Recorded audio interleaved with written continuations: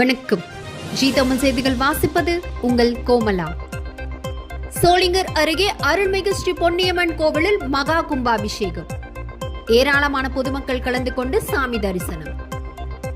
ராணிப்பேட்டை மாவட்டம் சோளிங்கர் அருகே உள்ள காட்டம்பாக்கம், மோட்டூர், கோபாலபுரம், மலையனூர் ஆகிய கிராமம் ஒன்று சேர்ந்து மிகவும் பழமை வாய்ந்த அருள்மிகு ஸ்ரீ பொன்னியம்மன் திருக்கோவிலில் மகா கும்பாபிஷேக விழா வெகு விமர்சையாக நடைபெற்றது.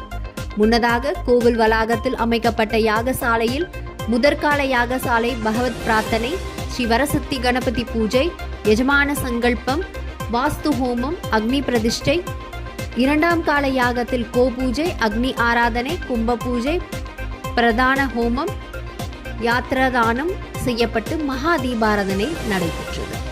தொடர்ந்து வேத பட்டாட்சியர்கள் பூஜை செய்யப்பட்ட கலசத்தை தலையில் சுமந்து மங்கள இசை முழங்க கோவிலில் வலம் வந்து விமான கோபுரம் வந்தடைந்ததும் கலசத்தின் மீது புனித நீர் ஊற்றி மகா கும்பாபிஷேகம் நடைபெற்றது.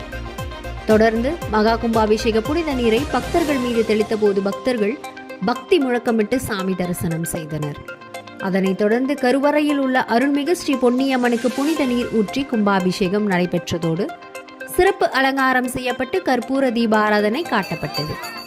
இதில் ஏராளமான பொதுமக்கள் கலந்து கொண்டு சாமி தரிசனம் செய்தனர்.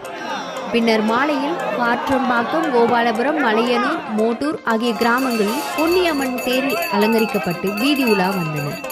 இதில் ஏராளமான பக்தர்கள் பொன்னியம்மனுக்கு தீபாராதனை காட்டி வணங்கினார்கள். இதில் ஊர் தலைவர், நாட்டாமைக்காரர்கள், வார்டு உறுப்பினர்கள், இளைஞர்கள் கும்பாபிஷேகத்திற்கான ஏற்பாடுகளை செய்திருந்தனர். எங்கள் குலங்காக்கும் மாரியம்மா, அம்மம்மா மறையனூர் அங்காளியே.